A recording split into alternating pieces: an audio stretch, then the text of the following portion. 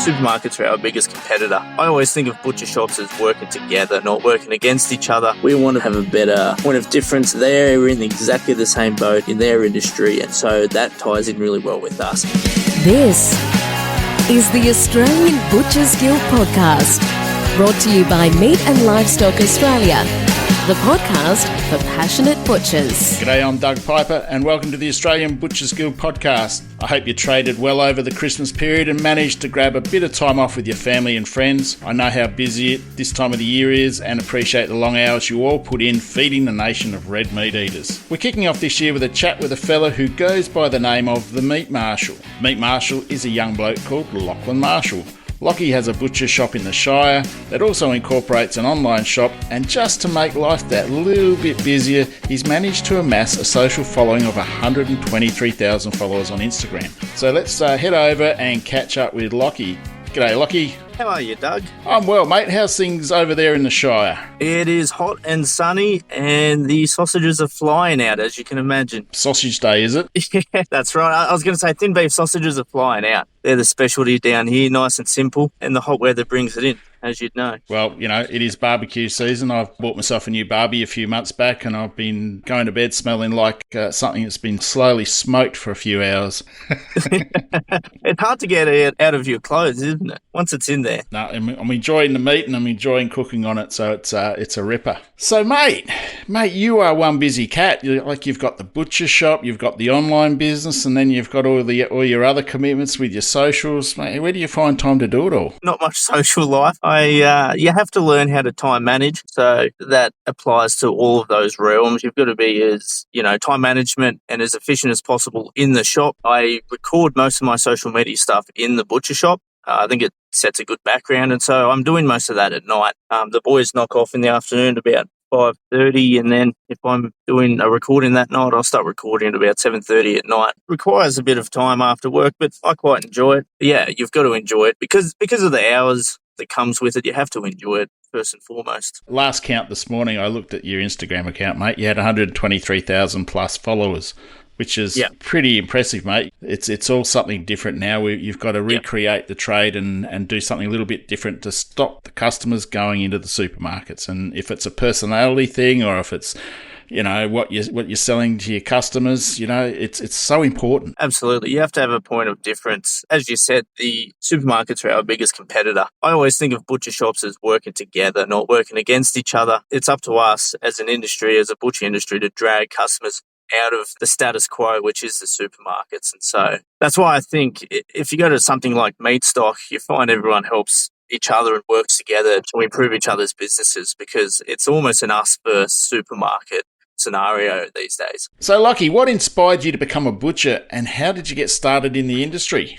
So my first little taste of butchery was I grew up on a farm near Orange, and like most farmers, you do your own processing of animals. So we had a little meat house with a bandsaw out on the property that my father and grandfather used to process their own lambs, portion up and bag up for the freezer each year. And so growing up, I obviously had some exposure to it. I then did a gap year in Canada working on a beef cattle farm, a ranch. And after doing that for a year, decided I didn't want to go down the agriculture route. In my career, I wanted to go down more the business route. So I came to Sydney to study business, particularly statistics and marketing at university. And so where this ties in is that I needed to pay my way through university somehow, walking around Macquarie Centre looking for a job because I was at Macquarie University. I saw the butcher shop and thought, now, there's a place that might suit me. I've never really had a job in the city before, but I've had some exposure to that. And I walked up to the counter and asked if they were taking anyone on. And the person who I spoke to was Paul Brady. And he said, start Monday. And the rest, they say, is history. I started working under Paul for 4 years there before I went into my own shop that I have now. Right, okay. The old Paul Brady, eh?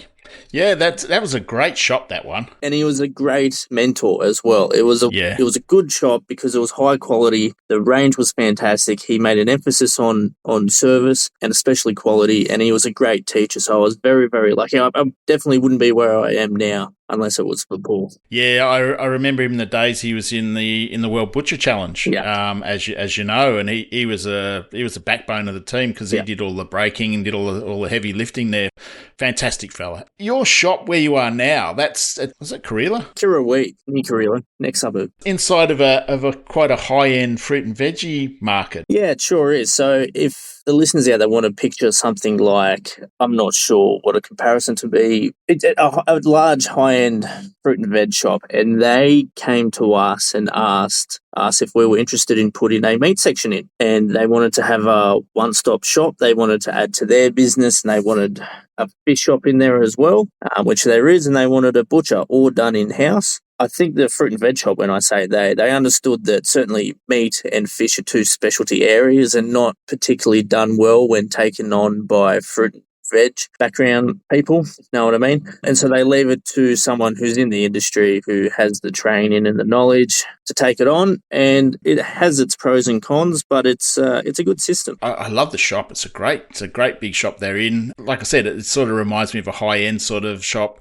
You don't get too many, not a great deal of produce shops around these days anyway, so it's nice to walk into there. And are they European background, the owners of the business, or are they? Yeah, definitely they're Italian. So there's a lot of Italian-based stuff in the shop. But like you said, everything's very high quality. And that ties into butcher shops very well because obviously, like we spoke about before, we want to be better and have a better point of difference than the supermarkets. And they're in exactly the same boat in their industry. And so that ties in really well with us. They're a major draw card because they're so big. It works well for us in that way because they draw in customers already who want a better product than the supermarkets. And so if they put a good butcher shop in the back, then we tie into each other and we work well. I've seen the shop where you are, and you're predominantly pre-packed on the shelf sort of meat sort of thing. Not a huge amount of value adding, but you're offering some of it, some bit of value add, plus also a dry age offer, which is great. How popular is the dry age over there? The dry ager is, if you've come to the shop, you can see that it is the centerpiece of our section. So with the salt brick wall is, like all of them, they look fantastic if the lighting's done right, and it's a major part of it. It's a major draw card. And again, a good point of difference away from the supermarkets. And yeah, we are pretty much all pre-packed. It's all done on site. It's just done past the next wall where the customer can't see. If there is anyone that wants a bit of service or cooking tips or anything like that, then there's a buzzer on the wall. We get half a dozen of those a day, but most people are happy. You were one of them. I used it. Came in. And it worked. Yeah, absolutely. Most people are happy. They know what they want. They buy the same things every week and they come and pick it up without much hassle. However, you do miss the upsell that you get with face-to-face contact of a normal counted butcher shop. Yeah, that's the only difference really. There's pluses and minuses for both of those things, but getting the meat on the shelf is the most important thing and giving the customers what they want. What they want, yeah. Simple as that, isn't it? And we have to answer as many questions as we can on the packaging. Cooking instructions, yes, a nice best before date, anything, the most common questions we have to try and answer on the package so they don't need our help, essentially. You've got to answer the questions of the customer, and they have a lot of questions. And I mean, every butcher has anecdotes about customers that have come in and asked the dumbest question. We get people all the time ask us how to cook sausages properly. The context and the education of being able to cook properly has just dwindled in the past few decades, and so we, like you said, we have to be on the front foot of it if we want to keep up. Talking of sausages and how to cook them, my neighbour across the road there, he was a senior manager for one of the big retail outlets. He was one of the area managers, looked after meat. I was talking to him the other week and he said, "Where can I find some decent sausages?" And I said, you're 5 minutes away from one of the best butcher shops on the Central Coast where my son works, I said, go in there and buy some sausages. So how do I cook them? He asked me, how do I cook them? He goes, do I need to cut them in half or do I need to? I said, don't prick them, don't cut them in half, put them on the barbecue, treat them gently. You know the story, how to do it. This guy was one of the big wigs for a major supermarket company, and yet he had no idea how to cook a sausage. No idea. It's like that. Like I said, every butcher has anecdotes. It's just, I'm not sure why. There's just the education's been lost. What sort of brands of beef and lamb are you using? We try and stick a lot of Jack's Creek. We use a lot of 36 degrees south in South Australia, Cape Grim They're probably our major ones. All our lamb is from Junee Gold. I remember Junee lamb from years ago. They've been around for a long time. I got to say, I haven't seen, well, I couldn't tell you the last time I actually saw Junee lamb in a butcher shop, actually, to be honest. I don't get out that much anymore. Yeah, but I always recall Junee was the number one. I think Cowra's always been a pretty big player in that field too. So we share our buying with Cowra as well. I was going to bring that up. Okay. And they're on the up as well. They're going from strength to strength, Cowra. And I'm a little biased towards them because they're from the Central West, just down the road from where I was. So it's hard to not support the local bloke. That definitely. You got to look after those guys. Yeah. What would be the most popular cut of meat that you sell there? Our dry aged ribeyes sell like hotcakes, and that's interesting because they're a high price point in terms of something you have to take into consideration when you have all pre-packed is the price of the product on the product. It's the per kilo doesn't mean so much in comparison to a butcher shop with the window. It's all about the price on the product, the each price rather than the per kilo price. And so something like a dry aged ribeye, which is a big thick steak and comes out roughly 500 to 600 grams. At $70 a kilo, you're looking at over $35 for a steak. And so it's quite surprising that is one of our best sellers, but I think that just complements the quality of the product. One of my favourite cuts, dry-aged ribeye. I'm a sirloin man normally, but I do like that wing end of the sirloin, like the wing rib end, as it heads into the scotchy. So, there's only about 3 inches difference. Yeah. Well, that makes a hell of a difference, apparently. So I've heard. Apparently, yeah, I know, apparently. So I've heard, not that I know.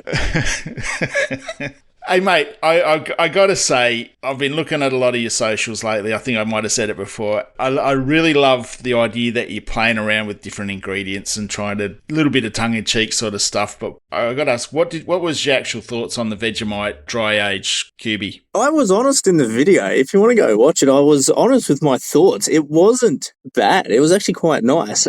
Once it's all trimmed off, it had a salty base to the steak. Like when I do those Scotch fillets infused and then dry aged with different ingredients, I'm never over salting it because I just want to taste the flavour as it is of the steak. I'm not adding anything in. And it was as if it had been almost salted after cooking because of that umami salty flavour from the Vegemite. It had no bitterness. It had no bad aftertaste. It was just it was good, Doug. Believe it or not, it was actually delicious. Look, I don't doubt you. I did watch it and I saw what you did say, and I was just sort of curious because people use Vegemite in a lot of different dishes too. So and you're right, it does have that umami flavour. Coffee rubbed one, like we've actually got a coffee rub flank steak in our value add section. Sarah Wadland put together for us, mate. Absolute rip snorter. It's a cracker of a steak, and this is how well Sarah thought the recipe out. She said people are normally eating late at night. So I'm going to use decaffeinated coffee so they don't, so it doesn't keep them up at night. And I sort of laughed a little bit at first. And I thought, you know what, that is bloody smart because we might not think about it, but people out there, obviously, they do think about it because they're drinking decaffeinated coffee.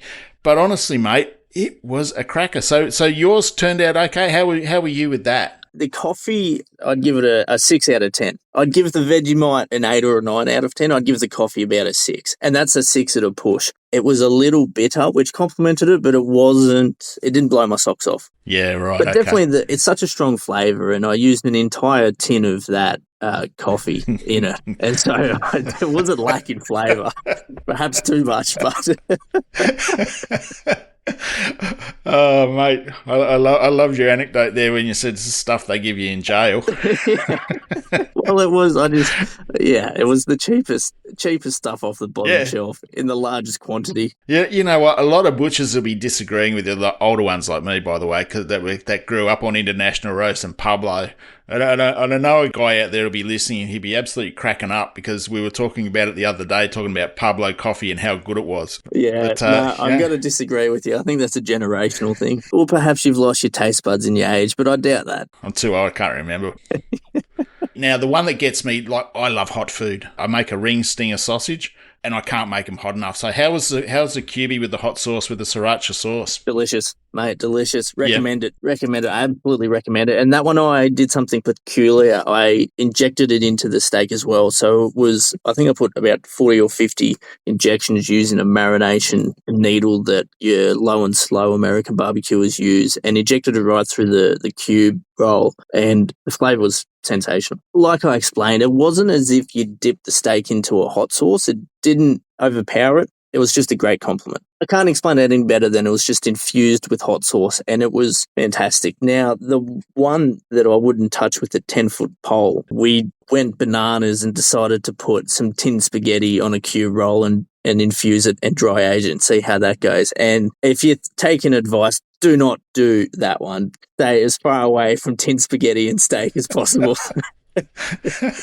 Okay, I'll remember that.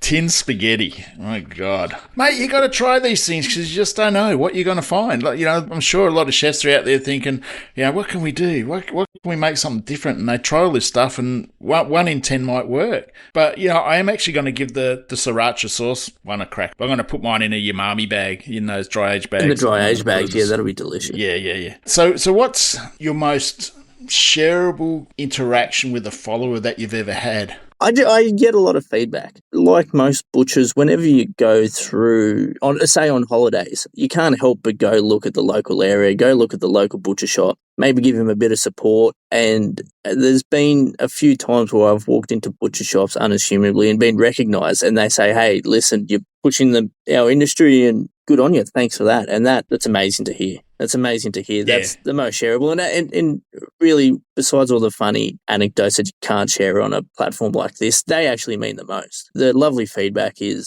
means the world. I just like the way that you put it out there. And these are your thoughts, and you're not telling everybody they should do it. Yeah. But the way that you deliver some of your stuff is just so good, and you're making a point. People are either going to think you're taking a piss or they're going to believe you. There's two sides to the barrel there. Yeah, absolutely. But I really enjoy looking at some of the stuff, and what you say, mate, it's quite funny and it's to the point. But I tell you, it's good to have that sort of recognition out there. I know a lot of the butchers that I speak to, probably about a year or so ago, they said, have you seen this meat marshal? I've gone, who's he?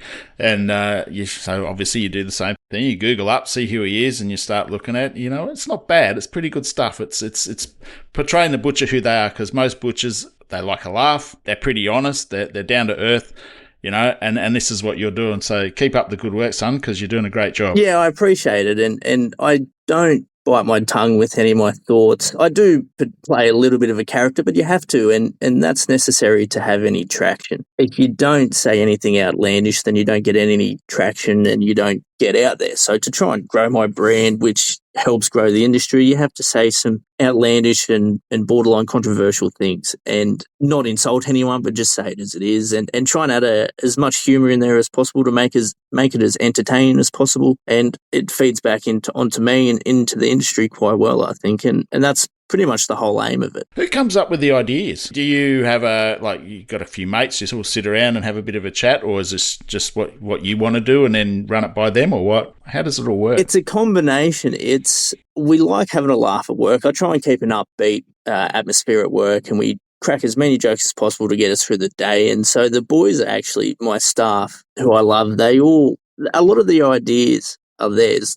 They come up with 90% terrible ideas, but there is a 10% gold nugget in there every time. 1 in 10 is going to be phenomenal, and it makes the page. And we have a laugh about, say, the outrageous ones that will never make it to the social media, but it's a great thing to laugh about, saying, what if we did this? What if we, did this amazing thing that we can't actually share because it's either illegal or maybe too much on the tongue or, something like that. Yeah. And so right. It gets the camaraderie of the boys, and we will have a laugh when we get together. And then the other part of it is, whenever I'm going shopping, I just walk around the supermarket looking at different ingredients going, I wonder if I could do this. I wonder if I could do that. I use the supermarket shelves or the fruit and veg shelves as my content idea creation, my drawing board, if you will. great idea. No, I love it, and that's a good thing to have in the shop too. Like if you're using the guys that you work with day in, day out, getting their input into it, so they're across what you're doing, and it gives them more interest in the business as well.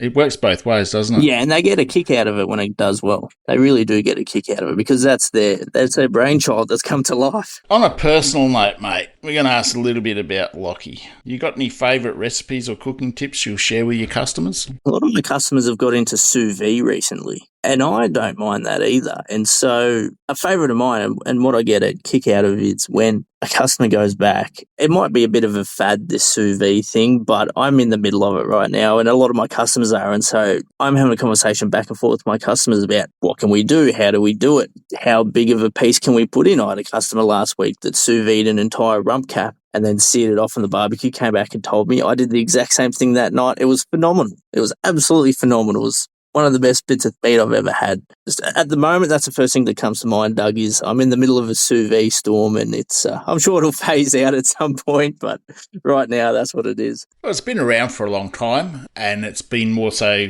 a food service sort of thing, really. It's the chefs use it a lot for doing banqueting and things like that. And these days, have you got one of those sous vide stick things that you stick in a bowl of water or a tub of water? Yeah, or just a little stick, essentially, about the size of your forearm that sits on the side of it. It was, I think, $100 off Amazon. And that's all it is. And it's controlled by my phone, and it's almost foolproof. Because we've got a vacuum sealer in the shop, we can vacuum seal anything for the customers, ready for them to take home and do it. Yeah, I think you could be on something there. There's been a bit of a chitter-chatter around with a lot of the data and the insights that we get out, and it's one of those growing consumer sort of trends. You might find it might be around for a little bit longer than what you think it is. There seems to be a lot more people buying those sous vide sticks, but there's plenty of them out there. And it's a little niche, but like you said, and this ties back to what we were saying, that people don't know how to cook, Doug. The advantage of a sous vide is it's very, very simple and takes a lot of the risk away. There's no overcooking in it. So, mate, what's your favourite cut of meat and why?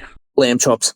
Growing up on the farm, we, like I said at the start of the podcast, we cut up a couple of lambs each year, and so at least 4 to 5 nights a week we were eating our own lamb off the farm, and so lamb chops was a staple of my diet growing up. I didn't know how lucky I was. Now that inflation seemed to hit the lamb market a little harder than everything else, lamb chops are almost a delicacy these days. Good ones anyway, and so yeah, I can't go past a lamb chop just because of the nostalgia of it. I actually cooked a couple of lamb rumps last night on the barbecue. Yeah, absolutely sensational. Put a bit of halloumi inside it, cut up a couple of olives and some sun-dried tomatoes, whacked them in there.